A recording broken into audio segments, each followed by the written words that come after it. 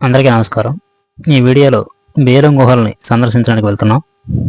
ఈ బేరుం గుహలు ఆంధ్రప్రదేశ్ రాష్ట్రం నంద్యాల జిల్లా కొలిమిగుంట మండలం బేరుం గ్రామంలో ఉన్నాయి. ఇంకా ఈ బేరుం గుహలు తాడిపత్రి నుంచి 30 కిలోమీటర్ల దూరంలో, అదేవిధంగా మండల కేంద్రమైనటువంటి కొలిమిగుండ్ల నుండి 5 కిలోమీటర్ల దూరంలో ఉంటుంది. భారత ఉపఖండంలో మేఘాలయ గుహల తర్వాత ఇది 2వ అతిపెద్ద గుహలుగా భావిస్తున్నారు. ఇప్పుడు కనుమరుగైనటువంటి చిత్రావతి నది వల్ల నిత్యం ఉండే భూగర్భ జలాల ప్రవాహం వల్ల కొన్ని వేల సంవత్సరాల కాలంలో సహజంగా ఏర్పడిన గుహలు ఇవి. ఇక్కడ మీరు చూసేదే టికెట్ కౌంటరు. ఇవి ఎర్రమల ప్రాంతంలోని సున్నపురాతి నిల్వలలో ఏర్పడిన గుహల సముదాయంలో భాగం. ఈ సముదాయంలోని కొన్ని గుహల బిల్లస్వర్గం, సన్యాసుల, యాగంటి, ఎర్రజరి, ముచ్చట్ల, చింతమాన గుహలు. ఒక అంతర్జాతీయ పర్యాటక ప్రదేశంగా అలరారే ప్రత్యేకతలు బేరుం గుహల సొంతం. పొడవైన సొరంగ మార్గాలు, జాలువారే శిలాస్ఫటికాలు, రకరకాల శిలాకృతులు, అడుగడుగున అభ్రపరిచే అద్భుతాలు బేరుం గుహల ప్రత్యేకత. ముఖద్వారం కంటే 46 మీటర్ల లోతున ఉండే పాతాళగంగ ఈ గుహల్లోకెల్లా లోతైన ప్రదేశం. ఈ గుహల మొత్తం పొడవు దాదాపుగా 3229 మీటర్లు. బేరుం గుహలు 10 లక్షల సంవత్సరాల క్రితం ఏర్పడినవని నిపుణుల అభిప్రాయం. శాలివాహన శకం 4500 సంవత్సరాల ప్రాంతంలో అక్కడ మానవుడు నివసించినట్లుగా గుహలో లభించిన మట్టి పాత్రల ద్వారా తెలుస్తోంది. 1884లో మొదటిసారిగా రాబర్ట్ బ్రూస్ అనేటువంటి ఆంగ్లేయుడు బేరుం గుహల ఉనికిని గుర్తించాడు. తరువాత దాదాపు 1 శతాబ్దం వరకు కూడా వాటి గురించి ఎటువంటి ప్రస్తావన రాలేదు. 1982లో డేనియల్ గెబావర్ నాయకత్వంలో ఈ గుహలకు సంబంధించినటువంటి జర్మన్ నిపుణుల బృందం వీటిని సందర్శించి పరిశీలించింది. ఈ బృందం ద్వారానే ప్రపంచానికి బేరుం గుహల గురించి తెలిసిందని చెప్పవచ్చు. ఈ బృందానికి స్థానికులైనటువంటి చలపతిరెడ్డి, రామస్వామిరెడ్డి, ముద్దులేటి అనే ముగ్గురు సహకరించారు. అప్పటి నుంచి ఆంధ్రప్రదేశ్ పర్యాటక అభివృద్ధి సంస్థ ఈ గుహలను, చుట్టుపక్కల ప్రాంతాలను అభివృద్ధి చేస్తోంది. 1985లో బేరుం గుహలను రాష్ట్ర ప్రభుత్వం స్వాధీనపరుచుకుంది. 1999లో రాష్ట్ర పర్యాటక అభివృద్ధి సంస్థ ఆధీనంలోకి వచ్చిన ఈ గుహల్లో పర్యాటకుల కోసం 1.5 కిలోమీటర్ల దూరం వరకు సిమెంట్ స్లాబరాలతో నడవడానికి అనుకూలంగా దారి నిర్మించారు. సహజత్వానికి లోపం రాకుండా బేరుం గుహల అందాలు ద్విగుణీకృతమయ్యే విధంగా విద్యుత్ దీపాలను అమర్చారు. దిగుడుబావి మాదిరిగా ఉన్న ప్రవేశ ద్వారాన్ని పూర్తి రూపురేఖలు మార్చేసి భూమికి 20 మీటర్ల అడుగున ఉన్నటువంటి గుహల్లోకి వెళ్లేందుకు మెట్లు నిర్మించారు. గుహ లోపల పర్యాటకులు ఆక్సిజన్ కోసం ఇబ్బంది పడకుండా ఉండేందుకు లోపలికి గాలిని పంపే ఆక్సిజన్ బుల్లోయర్లను ఏర్పాటు చేశారు. గుహ లోపల ఫౌంటైన్, కృత్రిమ కొలను ఏర్పాటు చేయడంతో గుహలు మరింత అందాన్ని సంతరించుకున్నాయి. 2002లో బెంగళూరులో నిర్వహించిన పర్యాటకం అండ్ ట్రావెల్ ఫెయిర్లో బేరుం గుహలు అత్యుత్తమ పర్యాటక కేంద్రంగా నిలిచింది.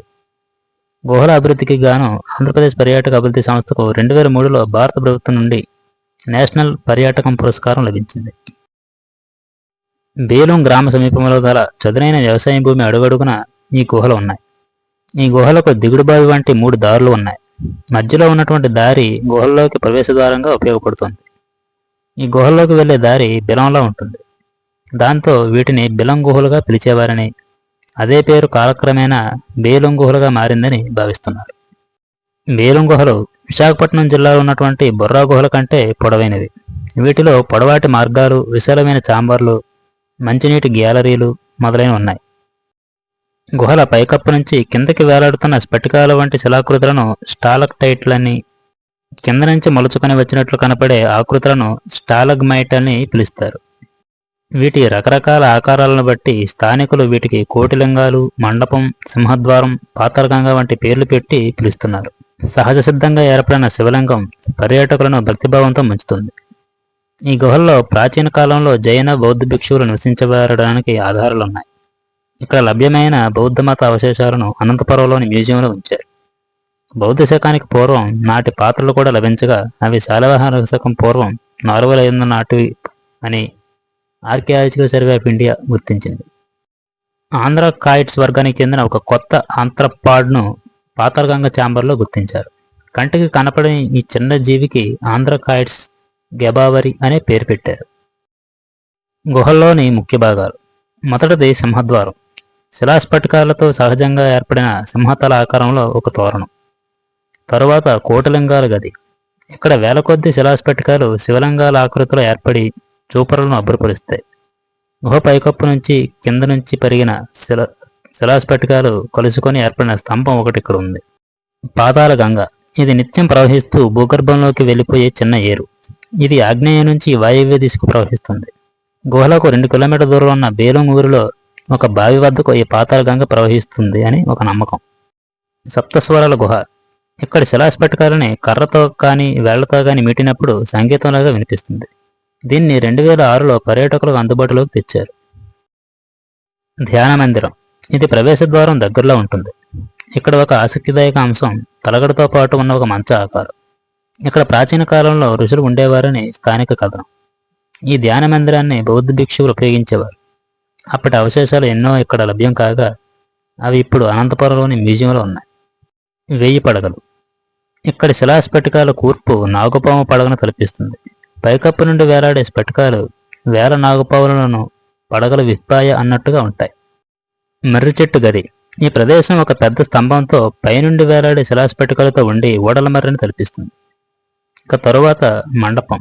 గుహల్లోని ప్రదేశం విశాలంగా పక్కన శిలాస్ఫటికాలతో ఒక మండపాన్ని తలపిస్తుంది. గుహ. కొండలలో భూమిలో సహజంగా ఏర్పడినటువంటి ఖాళీ. ఈ ఖాళీలు పెద్దవిగా మనుషులు వెళ్ళగలిగేంత పరిమాణంలో ఉంటాయి. రాళ్ళు సహజంగా కోతకు గురైనప్పుడు గుహలు ఏర్పడతాయి. భూమిలోకి బాగా లోతుగా ఉండవచ్చు. సాధారణంగా గుహలో ముఖద్వారాలు వెడల్పు కంటే వాటి లోతు ఎక్కువగా ఉంటుంది. వాటిని ఎక్సోజీన్ అంటారు.